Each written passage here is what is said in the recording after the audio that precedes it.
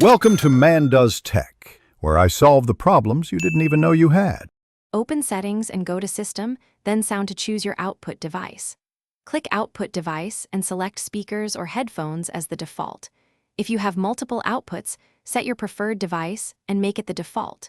Use the test button or play audio to verify the chosen device works. Then open Volume Mixer to adjust overall sound and individual app volumes. Confirm nothing is muted and volume levels are comfortable before proceeding to driver checks. Update drivers in Device Manager by expanding sound, video, and game controllers.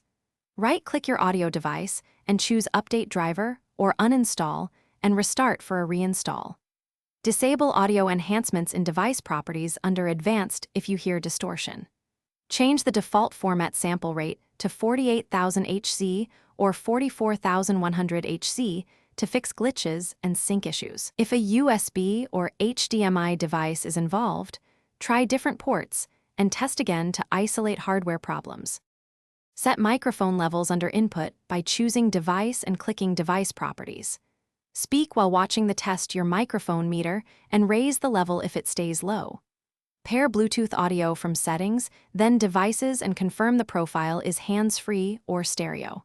For headset jacks, test both front and rear ports and use an adapter if needed. Run the Windows Troubleshooter for recording or playing audio when problems persist and follow the guided fixes to restore sound quickly. Thanks for watching. If you found this helpful, don't forget to like and subscribe.